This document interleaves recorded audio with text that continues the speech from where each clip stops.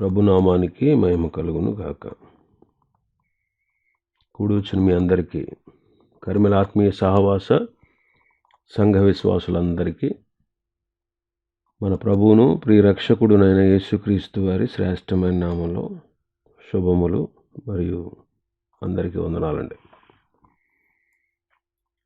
నిర్గమాకాండం 14వ అధ్యాయాన్ని మనం ధ్యానం చేసుకుందాం. నిర్గమాకాండం 14వ అధ్యాయం. ఈ అధ్యాయంలో ఇశ్రాయేలీలు భయంకరమైనటువంటి శ్రమలో చిక్కుకున్నారు. అయితే దేవుడు అద్భుతమైన రీతిలో సముద్రములో వారికి మార్గాన్ని కలగజేసి ఇశ్రాయేలీల్ని సురక్షితంగా సముద్రపు అద్దరికి నడిపించారు. ఇశ్రాయేలుని తరుముచు ఐగుప్తు సర్వసైన్యం సముద్రం మధ్యలోనికి వాళ్ళతో పాటు వస్తారు. దేవుడు తన ప్రజల పక్షంగా అద్భుతాలు జరిగించి ఆశ్చర్య కార్యాలు చేసి ఐగుప్తీయుల సర్వసైన్యాన్ని సముద్రంలో ముంచివేసి, దేవుడు చేసిన ఆశ్చర్య కార్యాన్ని బట్టి అక్కడ ప్రజలు ఆదరింపబడినట్లు మనం ఈ అధ్యాయంలో చూస్తాం. చదువుకుందాం. 1 నుంచి 9 వచనాలు నేను చదువుతాను. నిర్గమాకాండం 14 1 నుంచి 9 వచనాలు. మరియు యెహోవా మోషేతో ఇలాగూ సెలవిచ్చెను. ఇశ్రాయేలీయులు తిరిగి పేహహీరోతు ఎదుటను, అనగా మిగ్దోలుకు సముద్రమునకు మధ్యనున్న బయల్సెఫోరు ఎదుటను దిగవలెనని వారితో చెప్పుము. దాని ఎదుటి సముద్రమునొద్ద వారు దిగవలెను. ఫరో ఇశ్రాయేలును గూర్చి, వారు ఈ దేశములో చిక్కుబడి ఉన్నారు,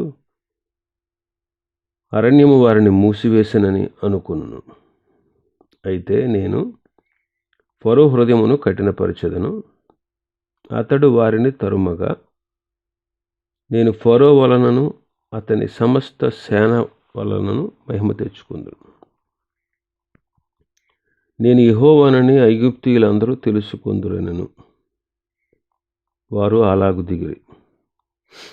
ప్రజలు పారిపోయినట్టు ఐగుప్తు రాజునకు తెలుపబడినప్పుడు ఫరో హృదయమును అతని సేవకుల హృదయమును ప్రజలకు విరోధముగా త్రెప్పబడి, మనం ఎందుకు ఇలాగు చేసితిమి? మన సేనలో నుండకుండా ఇశ్రాయేలీయులను ఎందుకు పోనిచ్చితిమి అని చెప్పుకొనిరి. అంతటా అతడు తన రథమును సిద్ధపరచుకొని తన జనమును తనతో కూడా తీసుకుని పోయాను. మరియు అతడు శ్రేష్టమైన 600 రథములను, ఐగుప్తు రథములన్నిటినీ, వాటిలో ప్రతి దాని మీద అధిపతులను తోడుకుని పోయాను. యెహోవా ఐగుప్తు రాజు అయిన ఫరో హృదయమును కఠినపరపగా అతడు ఇశ్రాయేలును తరిమెను. అట్లు ఇశ్రాయేలీయులు బలిమి చేత బయలువెడుచుండిరి. ఐగుప్తీయులు, అనగా ఫరో రథముల గుర్రములనియు అతని గుర్రపు రౌతులు అతని దండును వారిని తరిమి, బయల్సెఫోను ఎదుట నున్న పేహహీరోతునకు సమీపమైన సముద్రము దగ్గర వారు దిగి ఉండగా వారిని కలుసుకొనిరి. ఈ 1 నుంచి 9 వచనాల్లో మనం చూసేది ఏంటంటే, శత్రువు యొక్క తంత్రాలు, దేవుని యొక్క విజయం మనం ఈ 9 వచనాల్లో చూడొచ్చు. శత్రువు యొక్క తంత్రాలు.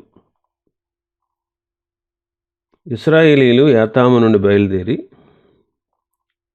పేహహీరోతు ఎదుట దిగారు. ఏతాములోంచి బయలుదేరారు. మనం గత అధ్యాయంలో 13వ అధ్యాయంలో 20వ వచనంలో చదువుతాం. వారు సుక్కోతు నుండి ప్రయాణం అయిపోయి అరణ్యము దగ్గరనున్న ఏతాములో దిగిరి. ఏతాము నుండి బయలుదేరి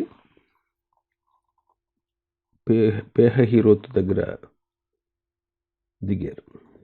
ఏతాము అంటే స్వాతంత్ర్యము అని అర్థం. ఏతాము అంటే స్వాతంత్ర్యము అని అర్థం. వాళ్ళు ఐగుప్తు పొలిమేరలను విడిచి ఐగుప్తు సరిహద్దులను దాటిపోయి వారు స్వతంత్రులు అయ్యారన్నమాట. ఈనాడు మనం కూడా యేసుక్రీస్తు ద్వారా స్వతంత్రులమయ్యాం.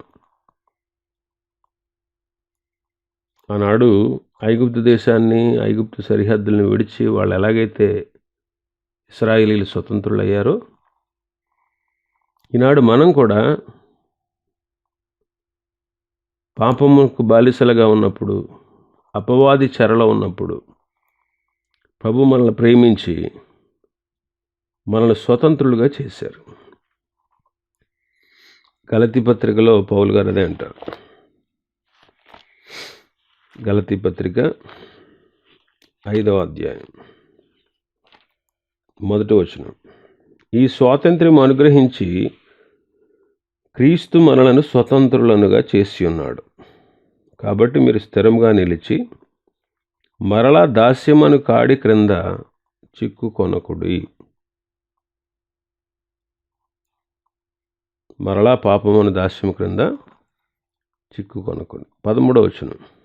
సహోదరులారా, మీరు స్వతంత్రులుగా ఉండుటకు పిలువబడుతురి. అయితే ఒక మాట, ఆ స్వాతంత్ర్యమును శరీర క్రియలకు హేతువు చేసుకొనక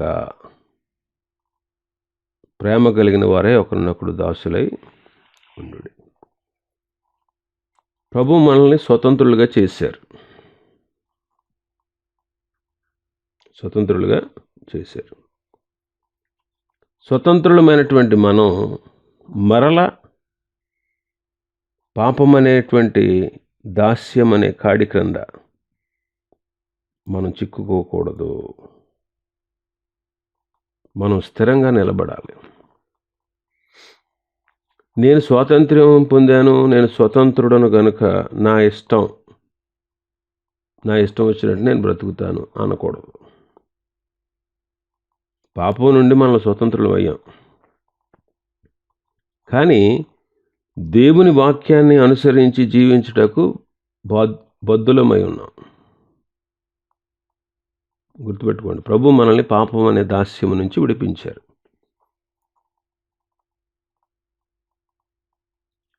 జీవితకాలం అంతా మరణ భయము చేత దాస్యమునకు లోనైనటువంటి మనల్ని ప్రభు విడిపించారు. ప్రభు మనల్ని స్వతంత్రులుగా చేశారు. ఇశ్రాయేలీయులకి ప్రభు చెప్పిన మాట అదే. యోహాను సువార్తలో, యోహాను సువార్త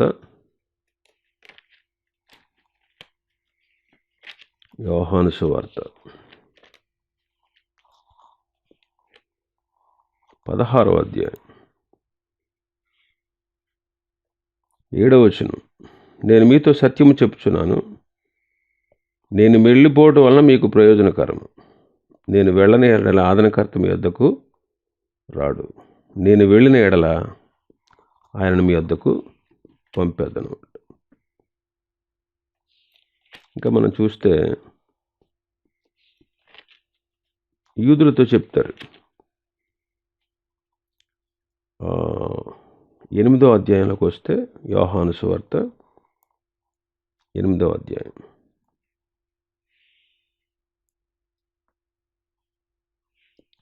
31వ వచనం నుంచి.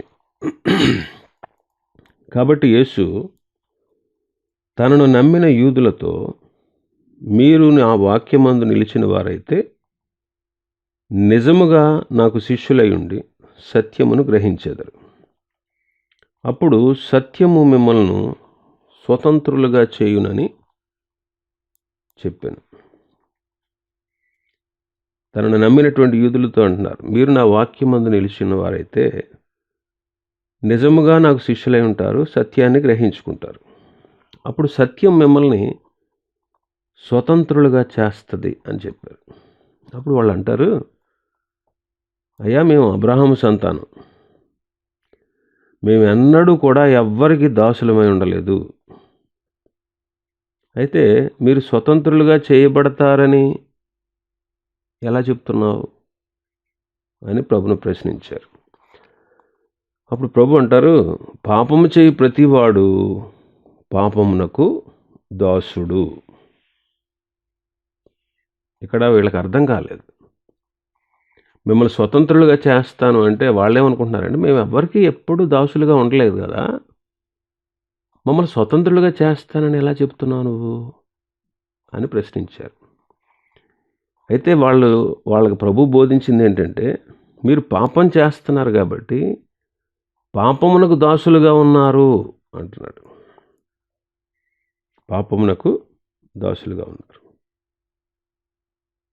ప్రభు చెప్తున్న మాట. కాబట్టి ఒకప్పుడు పాపానికి దాసులుగా ఉన్నటువంటి మనల్ని ప్రభు విడిపించి స్వతంత్రులుగా చేశారు. అయితే ఈనాడు స్వాతంత్ర్యం పొందినటువంటి మనం దేవుని వాక్యాన్ని అనుసరించి నడవాల్సిన బాధ్యత మనకుంది. మనం దేవునికి వారసులమై ఉన్నాం. దేవునికి వారసులమై ఉన్నాం. దైవ చిత్తాన్ని మనం అనుసరించవలసిన వారంగా ఉన్నాం. దైవ చిత్తాన్ని మనం అనుసరించాలి. దైవ చిత్తాన్ని అనుసరించాలి. 16 పేతురు మొదటి పత్రిక 2వ అధ్యాయం 16వ వచనం. స్వతంత్రులై ఉండి దుష్టత్వమును కప్పిపెట్టుటకు మీ స్వాతంత్ర్యమును వినియోగపరచగా దేవునికి దాసులమని లోబడి ఉండుడి.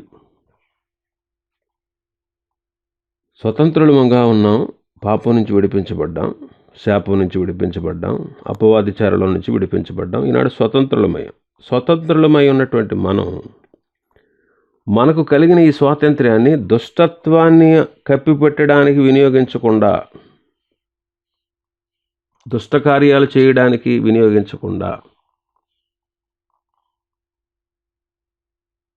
దేవునికి దాసులమని చెప్పి ఆయనకి మనం లోబడి ఉండాలి. ఇంకా మనం చూస్తే వాళ్ళు స్వతంత్రులై వస్తూ ఉంటే ఫరో అతని సైన్యం కూడా బయలుదేరి వచ్చేస్తున్నారు. వాళ్ళు స్వతంత్రం పొంది విడుదల పొంది వచ్చేస్తున్నారు. అయితే ఫరో అతని సైన్యం కూడా బయలుదేరి వచ్చేస్తున్నారు వాళ్ళని పట్టుకుని తీసుకుపోవడానికి. మనం గత అధ్యాయంలో చూసాం. ఫరో అంటాడు, నేను ఇశ్రాయేలుని విడిపించడానికి యెహోవా ఎవడు అంటాడు మొదటిగా. ఆ తర్వాత అంటాడు, మీరు వెళ్ళి ఈ దేశంలో దేవునికి బలి అన్నాడు. మూడోసారి దూరంగా వెళ్ళొద్దు అన్నాడు. నాలుగోసారి పురుషులైన మీరు మాత్రం వెళ్ళండి, దేవుని సేవించండి అన్నాడు. ఐదవది, మీరు మనుషులు వెళ్ళొచ్చు, మీరు మీ పిల్లలు వెళ్ళొచ్చు, కానీ ఆస్తి మాత్రం ఇక్కడే ఉండాలి అంటాడు. ఇప్పుడు ఆరోదిగా వాళ్ళు పంపించినట్టే పంపించి మరలా వాళ్ళని వశపరుచుకోవడానికి వెంటాడుతున్నాడు. వాళ్ళు స్వతంత్రులై ఉండగా మరలా వాళ్ళని దాసత్వానికి లోబర్చుకోవడానికి ఫరో ప్రయాణం చేసి వస్తున్నాడు, బయలుదేరి వస్తున్నాడు. అలాగే ఈ రోజుల్లో కూడా మనం పాప బానిసత్వం నుంచి విడుదల పొంది స్వతంత్రం అయిపోయినా సరే సాతాను మనల్ని తన వశం చేసుకోవడానికి విశ్వ ప్రయత్నాలు చేస్తూ ఉంటాడు. అనేకమైన శోధనలు, చిక్కులు, బాధలు, కష్టాలు కల్పించి మరలా మనల్ని పాత స్థితికి ఈడ్చుకుని వెళ్ళిపోవాలనే సాతాను యొక్క ఉద్దేశం. కాబట్టి దేవుని పిల్లల విషయంలో చాలా జాగ్రత్తగా ఉండాలి. దేవుని పిల్లలు ఓపికతో, విశ్వాసంతో, ప్రార్థనా శక్తితో ముందుకు సాగిపోవాలి. 3వ వచనంలో చూస్తే ఫరో ఇశ్రాయేలును గూర్చి, వారు ఈ దేశంలో చిక్కుబడి ఉన్నారు, వారు ఈ దేశంలో చిక్కుబడి ఉన్నారు, అరణ్యము వారిని మూసివేసింది అనుకుంటున్నాడు. కాబట్టి వాళ్ళని తప్పక నేను నాశనం చేయొచ్చు, మళ్ళీ దోచుకోవచ్చు, మళ్ళీ వెనక్కి తీసుకురావచ్చు అని ఫరో ఉద్దేశించి బయలుదేరుతున్నాడు. వాడి ఉద్దేశం అదే. 15వ అధ్యాయంలో చూస్తే నిర్గమాకాండం 15:9 తరిమెదను, కలుసుకొనుదును, దోపుడు సొమ్ము పరుచుకుంటాను, వాటి వలన నా ఆశ తీర్చుకుంటాను, నా కత్తి దోస్తాను, నా చెయ్యి వారిని నాశనం చేయును అని శత్రువు అనుకోనేను. కత్తి దోస్తాను, నాశనం చేస్తాను, తరుముతాను, కలుసుకుంటాను, దోపుడు సొమ్ము పంచుకున్నట్టుగా మళ్ళీ వాళ్ళని పంచుకుందాం, ఇలాగ శత్రువు మరలా చెరపట్టాలని, నాశనం చేయాలని అనుకుంటున్నాడు. సాతాను కూడా స్వతంత్రులమైనటువంటి మనల్ని వశపరుచుకోవడానికి చాలా విశ్వ ప్రయత్నాలు వాడు చేస్తాడు. అందుకే పేతురు గారు మొదటి పత్రికలో 5వ అధ్యాయం 8-9 వచనాల్లో చెప్తున్న మాట, నిబ్బరమైన బుద్ధి గలవారై మెలకువగా ఉండడి. మీ విరోధి అయిన అపవాది గర్జించు సింహము వలె ఎవరిని మృంగుదునా అని వెదకుచు తిరుగుచున్నాడు. మీ విరోధి అయిన అపవాది గర్జించు సింహం వలె ఎవరిని మృంగుదునా అని వెదకుచు తిరుగుతూ ఉన్నాడు. కాబట్టి నిబ్బరమైన బుద్ధి గలవారై మెలకువగా ఉండండి. లోకమందున్న మీ సహోదరులందరికీ ఈ విధమైన శ్రమలే నెరవేరుతూ ఉన్నాయి అని మనం తెలుసుకుని విశ్వాసమందు స్థిరులై వాడిని ఎదిరించాలి అంటారు. కాబట్టి గర్జించు సింహం వలె మృంగుదాం, ఎవరిని మృంగుదుమా అని వెదకుచు తిరుగుతున్నాడు. సాతాను తానే కొన్నిసార్లు వెలుగుదూత వేషం వేసుకుని మనల్ని మోసపరుస్తాడు. శక్యమైతే ఏర్పరచబడిన వారిని సైతం కూడా వాడు మోసం చేయగలవాడు. కొరింథీయులకు రాసిన 2వ పత్రిక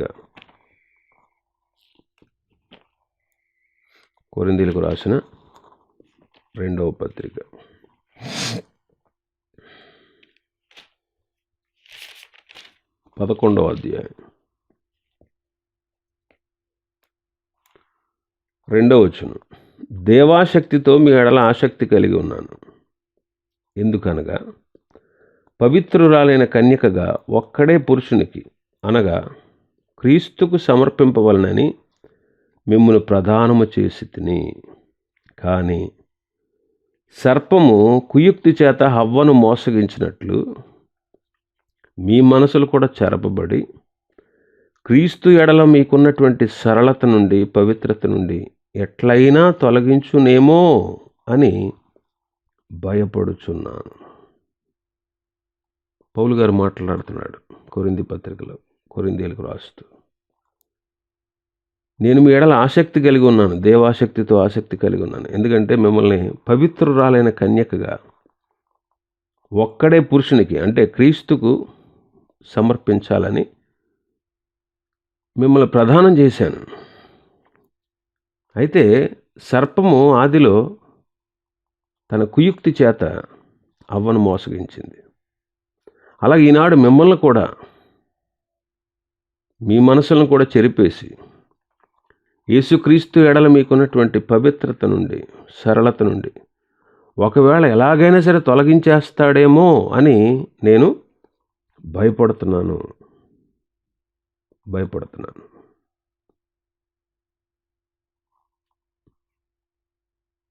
ఇంకా ఈ కొరింథీయులకు రాసిన 2వ పత్రిక 2:11 అధ్యాయం 11 వచనం, నేనేమైనా క్షమించి ఉంటే సాతాను మనలను మోసపరచకుండునట్లు మీ నిమిత్తము క్రీస్తు సముఖమందు క్షమించి ఉన్నాను. సాతాను తంత్రములను మనము ఎరుగని వారము కాదు అంటున్నారు. సాతాను తంత్రములను మనము ఎరుగని వారము కాదు.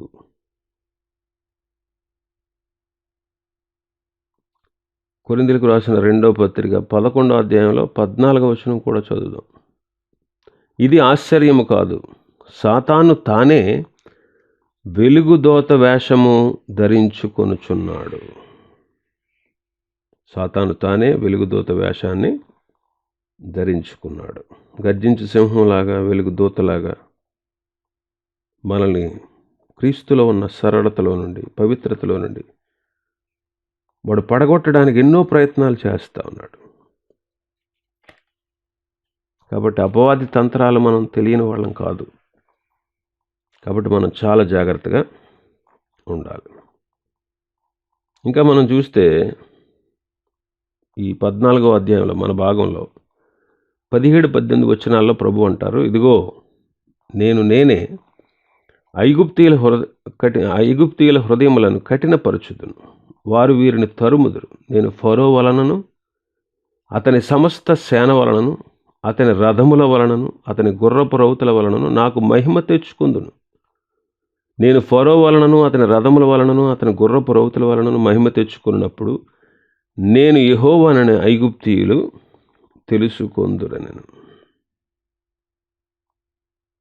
కాబట్టి ప్రభు ఫరో వలన అతని సమస్త సేనల వలన నాకు మహిమ తెచ్చుకుంటాను అంటున్నారు. అపవాది ఎన్ని ప్రయోగాలు, ఎన్ని కుతంత్రాలు పన్నినా అసలు యేసుక్రీస్తు ప్రభు ఈ లోకానికి దిగి వచ్చింది ఎందుకు? యోహాను మొదటి పత్రిక 3వ అధ్యాయం 8వ వచనం. అపవాది మొదటి నుండి పాపం చేయుచున్నాడు గనుక పాపం చేయవాడు అపవాది సంబంధి. అపవాది యొక్క క్రియలను లయపరచుటకే దేవుని కుమారుడు ప్రత్యక్షమాయెను. అపవాది క్రియలను లయపరచుటకే యేసుక్రీస్తు ప్రభు ఈ లోకానికి వచ్చారు. కాబట్టి మనం అపవాది యొక్క తంత్రాలకు లోబడని అవసరం లేదు.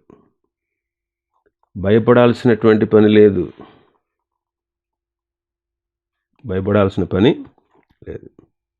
చూడండి 5-6 వచనాలు మనం చూస్తే 5-9 వరకు. ఫరో హృదయం కఠినపరచబడింది, అతని సేవకుల హృదయం ప్రజలకు విరోధంగా త్రెప్పబడింది. అయ్యో, ఎందుకు మనం ఇలా చేసాం? ఎందుకు ఇశ్రాయేలునందరినీ పోనిచ్చాం అని చెప్పుకుని రథాలను సిద్ధపరచుకుని తన జనాన్ని తనతో కూడా తీసుకుని వెళ్ళాడు. రథాలు రౌతులతో అతడు బయలుదేరి ఇశ్రాయేలు మీదకి వచ్చాడు. ఇంకా 10వ వచనం నుంచి 14వ వచనం వరకు మనం చదువుదాం ఒకసారి. ఫరో సమీపించుచుండగా ఇశ్రాయేలు కన్నులెత్తి ఐగుప్తీయులు తమ వెనుక వచ్చుట చూచి మిక్కిలి భయపడి యెహోవాకు మొర్రపెట్టిరి. ఇశ్రాయేలీలు కన్నులెత్తి ఐగుప్తీయులు తమ వెనుక వచ్చుట చూచి మిక్కిలి భయపడ్డారంట. మిక్కిలి భయపడ్డారు, యెహోవాకు మొర్రపెట్టారు. యాక్చువల్గా చూస్తే ఇశ్రాయేలీలు భయపడనక్కర్లేదు. ఎందుకంటే దేవుడు ఐగుప్తులో చేసినటువంటి అద్భుతాలని వీళ్ళు కన్నులారా చూశారు. అయినా సరే వీళ్ళకి సరిగా దేవుని మీద విశ్వాసం ఉన్నట్టు కనబడట్లేదు. ఆ తర్వాత కాలంలో మనం చూస్తే ఐగుప్తు దేశంలో వాళ్ళు కనాను దేశంలో స్వతంత్రించుకోవడానికి మోషే గారు గోత్రానికి ఒక్కళ్ళు చొప్పున 12 మందిని కనాను దేశాన్ని వేగి చూడడానికి పంపిస్తారు. ఆ 12 మంది వెళ్ళి వచ్చి 10 మంది ఏమో చాలా భయపడిపోయారు. 2 మాత్రం మనం జయించవచ్చు అని చెప్పారు. ఏంటి తేడా? ఈ 12 మంది వెళ్ళారు, 10 మంది ఏమో చెడ్డ సమాచారం చెప్పారు, 2 మంచి సమాచారం చెప్పారు. 10 మంది భయపడిపోయి ప్రజలందరినీ భయపెట్టారు, 2 ధైర్యంగా ఉండి ప్రజల్ని ధైర్యపరచడానికి చూశారు. ఎందుకు ఈ తేడా అని మనం ఆలోచన చేస్తే ఈ 10 మంది కూడా శత్రువుల బలాన్ని తమ బలంతో పోల్చుకున్నారు. అందుకే ఆ శత్రువులు చాలా ఉన్నత దేహులు, రాక్షసుల్లాంటి మనుషులు వాళ్ళు. వాళ్ళ ఎదుట మేము మిడతల్లాగా ఉన్నాం. ఆ శత్రువుల బలం కంటే మా బలం చాలా అల్పమైంది అని చెప్పి భయపడిపోయారు.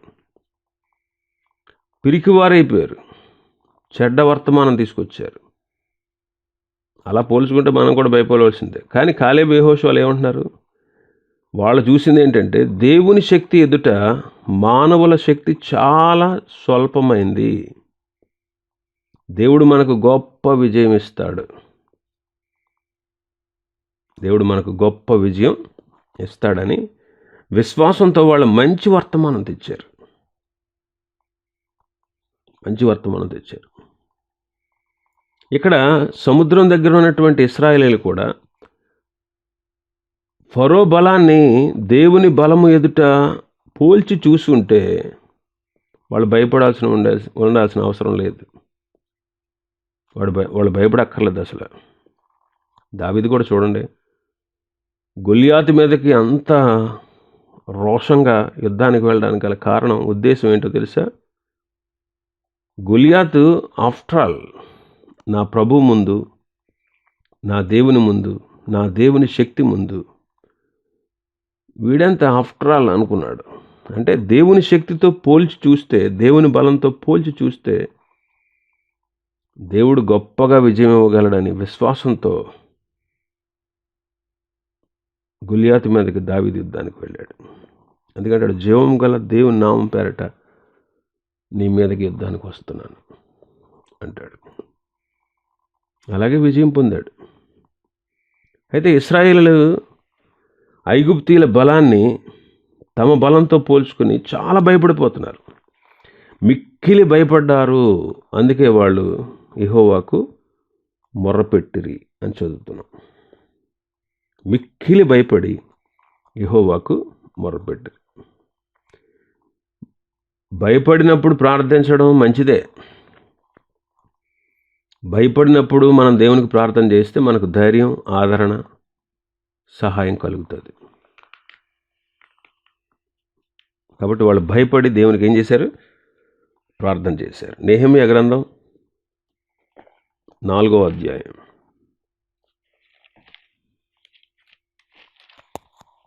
నెహెమ్యా గ్రంథం 4వ అధ్యాయం 9వ వచనం. మేము మా దేవునికి ప్రార్థన చేసి వారి భయము చేత రాత్రింబగళ్ళు కావలి ఉంచితిమి. కాబట్టి భయం కలిగినప్పుడు మనం కూడా ఏం చేయాలి? ప్రార్థన చేయాలి. యెహోషాపాతు కూడా అలాగే చేశాడు. దినవృత్తాంతాల 2వ గ్రంథం 20వ అధ్యాయం.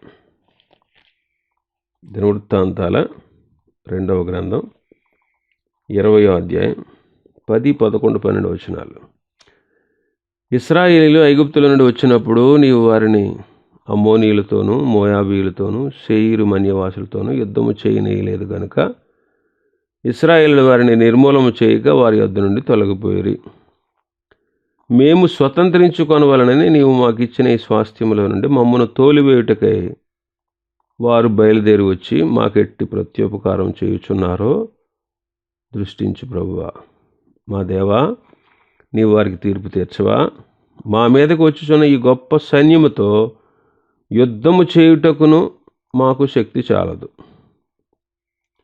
ఏమి చేయుటకును మాకు తోచదు. నీవే మాకు దిక్కు అని ప్రార్థన చేశాను. యెహోషాపాతు కూడా శత్రువులు తన మీదకు వచ్చినప్పుడు, అమ్మోనీయులు, మోయాబీయులు కొంతమంది దండెత్తి యెహోషాపాతు మీదకు వచ్చినప్పుడు యెహోషాపాతు ప్రార్థన చేశాడు. నీవే మాకు దిక్కు, యుద్ధం చేయడానికి మాకు బలం లేదు, యుద్ధం చేయడానికి మాకు బలం లేదు, ఏమి చెయ్యాలో మాకు తోచట్లేదు, మేము చాలా ఇరుకులో ఉన్నాం, భయంతో ఉన్నాం, అయితే నీవే మాకు దిక్కు అని ప్రార్థన చేశారు. వీళ్ళు కూడా ఇక్కడ భయంతో ఏం చేస్తున్నారు? ప్రార్థన చేశారు. 10వ వచనంలో మరి 11, 12 వచనాల్లో మనం చూస్తే వాళ్ళు ఏమంటున్నారు? సణుక్కుంటున్నారు. 11వ వచనంలో ఏమని సణుక్కుంటున్నారు? ఐగుప్తులో సమాధులు లేవని ఈ అరణ్యంలో మేము చావాలని మమ్మల్ని ఇక్కడ రప్పించావా? మమ్మల్ని ఐగుప్తు దేశం నుంచి బయటకు రప్పించి ఎందుకు ఇలా చేసావు అని సణుక్కున్నారు. తర్వాత ఏమంటున్నారు? 11, 12 వచనంలో మా జోలికి రావద్దు, ఇశ్రాయేలులకు మేము దాసులం అయిపోతాం. ఇశ్రాయేలులకు మేము దాసులం అయిపోతాం. ఇక్కడ చావడం కంటే ఐగుప్తీలకు దాసులం అయిపోవడం మాకు మేలు అంటున్నారు. మా జోలికి రావద్దు అంటున్నారు. ఈ పరీక్షలో వాళ్ళు పూర్తిగా నిలబడలేకపోయారు. కొంతమందికి ప్రార్థన చేసినా కానీ జవాబు రాదు.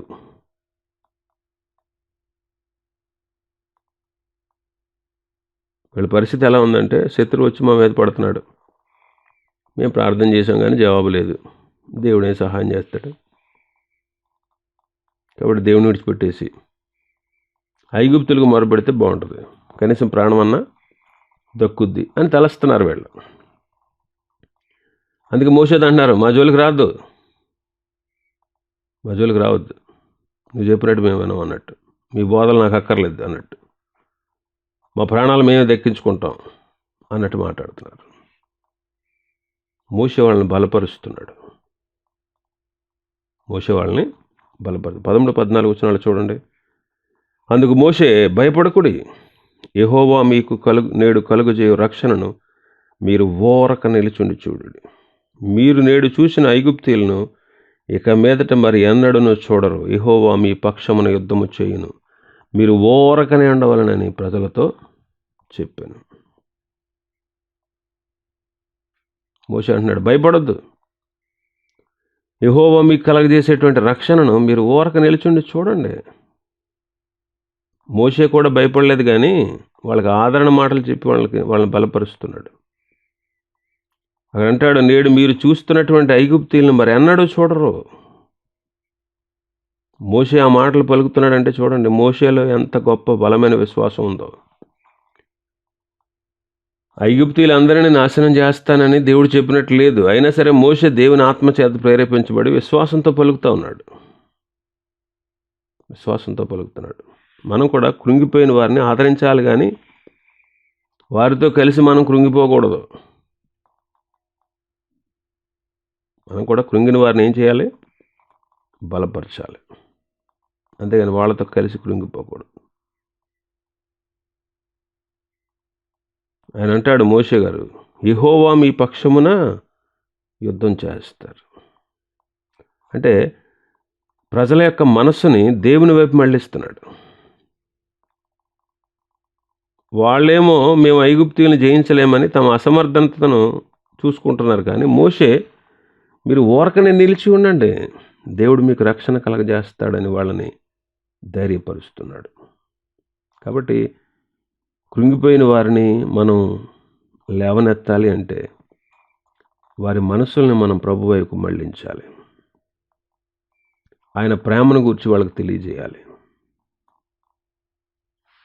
ఆయన ప్రేమను గురించి వాళ్ళకి తెలియజేయాలి. కాబట్టి అలాగ మనం దేవుని ప్రజల్ని సరైన విధానంలోకి నడిపించాలి. ఇంకా 15వ వచనం నుంచి 22వ వచనం వరకు మనం చూస్తే వాళ్ళు సముద్రంలో నడిచి వెళ్ళినట్లుగా మనం చూస్తున్నాం.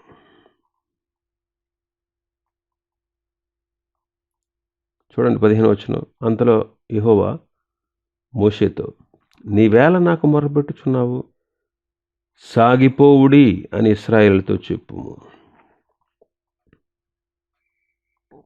ప్రభు అంటున్నారు మోషేతో, ఏంటి ఇంకా నువ్వు ప్రార్థన చేస్తూనే కూర్చున్నావంటే?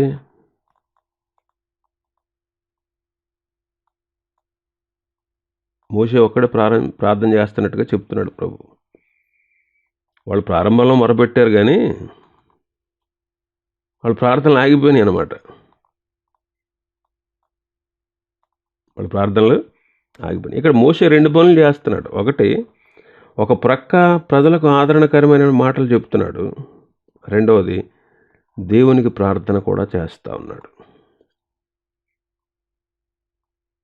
ఒక ప్రక్క ఆదరిస్తున్నాడు, ఒక పక్క ప్రార్థన చేస్తున్నాడు.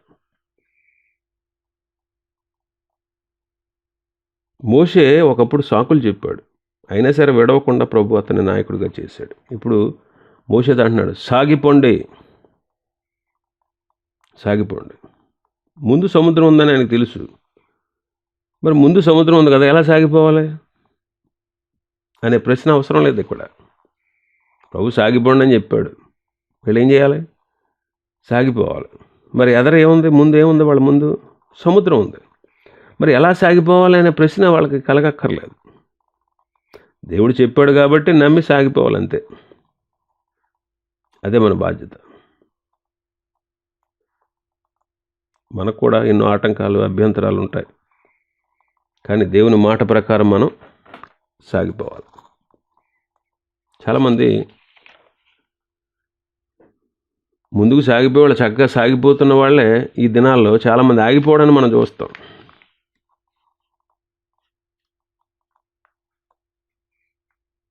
గలతీల గురించి పౌలు గారు చెప్తారు. గలతీ పత్రిక 5వ అధ్యాయం 7వ వచనం. మీరు బాగుగా పరిగెత్తుచుంటరి, సత్యమునకు విధేయులు కాకుండా మిమ్మల్ని ఎవడు అడ్డగించాను అంటారు. బాగా పరిగెత్తే వాళ్ళే గలతీ సంఘస్థులు, కానీ ఇప్పుడు ఆగిపోయారు. ఎందుకంటే ఎవరు అడ్డగించారు. నిజమే, మనల్ని అడ్డగించేవాడు సాతాను. కాబట్టి వాడిని ఎదిరించి వాడిని లక్ష్య పెట్టకుండా పాపాన్ని విడిచిపెట్టి మనం ప్రభు మనకు అప్పగించిన గురివైపు పరిగెత్తాలి. యేసు ప్రభు గురించి చెప్తారు కదా, అవమానాన్ని నిర్లక్ష్య పెట్టి సాగిపోయాడు ఆయన. మనం ఆయన అడుగుజాడలో నడవాలని ఆయన మనకు మాదిరి ఉంచి వెళ్ళాడు. ఇశ్రాయేలు గనక ఆ రోజు సాగిపోకుండా ఆగిపోయి ఉంటే శత్రువులకు చిక్కిపోయేవారు, చాలా అపాయానికి గురయ్యేవాళ్ళు. అందుకే 15వ వచనంలో అంటారు ప్రభు, నీ కర్రను ఎత్తి సముద్రం వైపు చేయి చాపి సముద్రాన్ని పాయలు చేయంటారు. అప్పుడు వాళ్ళు ఆరిన నేల మీద నడిచిపోతారంటారు. ఇక్కడ ఒక సంగతి మనం గమనించాలి. ఆ కర్ర ఒకప్పుడు గొర్రెలు కాసుకునేటువంటి కర్ర, ఎండిపోయిన కర్ర, ఎన్నిక లేని కర్ర. ఈ కర్రను గురించి ఎక్కడా మనకు ప్రస్తావన లేదు. అయితే ఈ కర్రను దేవుడు తన మహిమార్థంగా వాడుకుంటున్నాడు. ఈ కర్రను దేవుడు తన మహిమార్థమై వాడుకుంటున్నాడు. ఇవన్నీ మనకు చక్కటి పాఠాలండి. ఒకప్పుడు షమ్గర్ అనేటువంటి న్యాయాధిపతి చేతిలో మునికోల కర్ర ఉండేదంట. అతడు ఆ కర్రతో గొప్ప కార్యాలు చేశాడు. న్యాయాధిపతులు గ్రంథం 3వ అధ్యాయం 30వ వచనం. సంసోను చేతికి గాడిద పచ్చి దవడ ఎముక దొరికింది. అల్పమైందే, దాంతో 1000 మంది శత్రువుల్ని నాశనం చేశాడు. ఏలియాను పోషించడానికి అల్పమైనటువంటి కాకుల్ని దేవుడు ఏర్పాటు చేసుకున్నాడు. కరువులో పోషించబడడానికి సారేపతు విధవరాలకి దేవుడు సామర్థ్యాన్ని ఇచ్చాడు. ఆ విధవరాలను వాడుకున్నాడు. కాబట్టి ఎన్నిక లేని వారిని, చిన్నవాటిని ప్రభు వాడుకుంటాడు. మనం అల్పులం, బలహీనులం అని నిరుత్సాహపడకూడదు.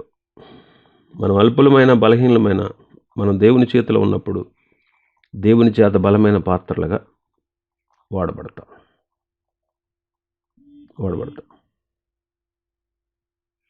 మిగిలిన విషయాలు, ఈ అధ్యాయంలో ఉన్నటువంటి విషయాలు రేపు ఉదయం ధ్యానం చేసుకుందాం. దేవుడు ఈ వర్తమానాన్ని మన వెనుకడిలో ఆశీర్వదించునుగాక. ఆమేన్.